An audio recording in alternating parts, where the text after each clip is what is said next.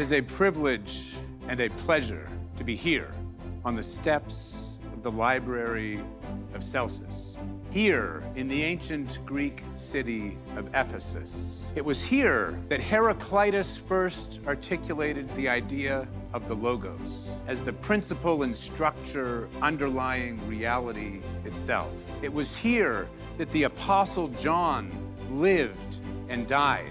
In the beginning was the Word. And so it is appropriate that Ralston College should come here as we seek to revive and reinvent the university, as we seek to revive our understanding of ourselves and of the world.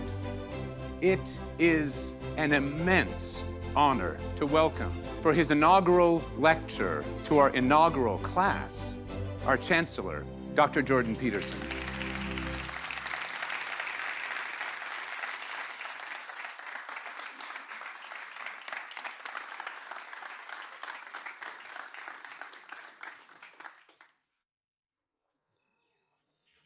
So this is pretty good, eh? So I was thinking today, well, and for a long time, about what I wanted to talk about, and I guess I'm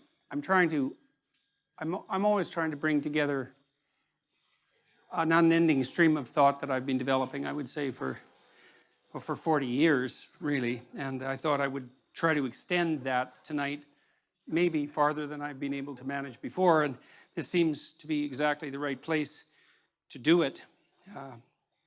In Stephen's opening remarks, he mentioned that this geographical locale is very tightly associated with the emergence of the idea of the Logos, particularly on the Greek side, but also, as it turns out, on the Christian side. And it's really the bringing together of the concepts, the dual concepts of the Logos from the Greek and the Christian side that produced, for better or worse, and hopefully for better, the modern world. The pagan Greek Logos that started out with Heraclitus passed on to others, such as Plato and the Stoics and so forth. But it also passed down to one Jewish Greek philosopher known as Philo of Alexandria. And Philo of Alexandria lived during the time of Jesus Christ and the apostles. But interesting, we know that Philo never mentioned Christ nor the apostles. And vice versa, Christ and the apostles never mentioned Philo or any of his teachings. So there was no connection here between the Greek philosophy of Philo or Plato or Heraclitus and Christ and the apostles. No connection whatsoever. Yet now, after many centuries, we hear this theologian saying that the Logos of Heraclitus became the Logos of the Apostle John in John 1:1. How true is this? How true can this be, since I mentioned that the apostles were not Greek philosophers and they had nothing to do with Philo in the first century? They had nothing to do with Plato or anyone else. The ones who started picking up the teachings of Heraclitus and Plato and Philo were the apostolic and ante-Nicene fathers, who really are pro-Catholic or were the first Catholics. From there, the Roman Catholic Church developed.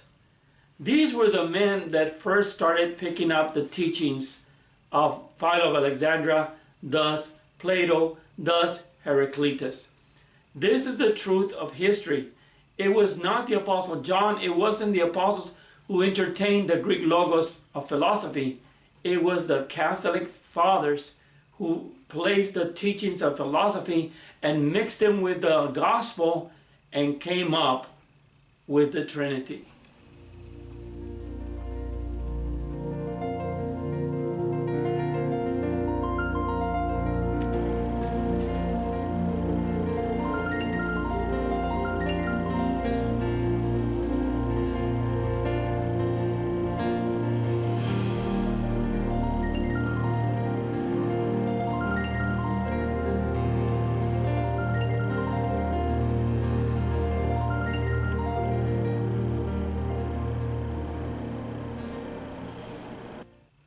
For the record, let me state this here and now, that the teaching of the Logos has been twisted, has been manipulated to tell everyone that the Apostle John used the Greek pagan logos of Heraclitus or Philo of Alexandria, which is a most immediate one. But the answer is no. For the record, when one writes in Greek, the word, the most common used word for the word is logos. So when you're speaking in Greek, and ask any person that knows Greek, the word logos is a common word. And Strong's Greek Concordance number 3056 tells us that it is the most common used word. It's used over 200 times in the New Testament. So every time that it is used, it does not even once mention or mean that it is the pagan Greek logos of Heraclitus or of Philo. Not once. The common used word logos is used for anything that having to do with word, utterance, speech, and so forth. So we find here a dilemma. The Apostle John, when he wrote the prologue and he mentioned the word, was he referring to the most common used word, which is word, utterance, speech? Or was he referring to the Greek pagan logos of Heraclitus, Plato, or Philo?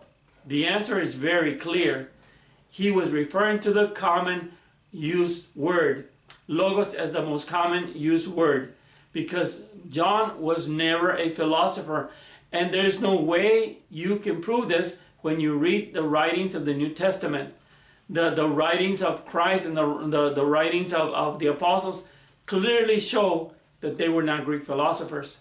So today's theologians, especially those Catholic ones, are trying to promote a lie that was started back then with 5 men who gave us Logos Christology. These 5 Greek apologists, who were also Catholic, were the ones that got Philo's Trinity, got Philo's Logos, and incorporated it into the gospel. This is how we get this teaching of the Logos Christology. This is how we get the teaching that the Apostle John was using the Logos of pagan Greek philosophy, but it is a lie. And we will stand strong on this because the New Testament teaches that the apostles were never Greek philosophers. By the way, it was in Ephesus that they had the worship of Diana of the Ephesians. It was a worldwide idolatrous worship of the goddess Diana. And this was in Ephesus. And so in 431, they held a council in Ephesus, the Catholics did, and they pronounced Mary, the mother of Jesus, as the Theotokos, or the mother of God. Is that a coincidence?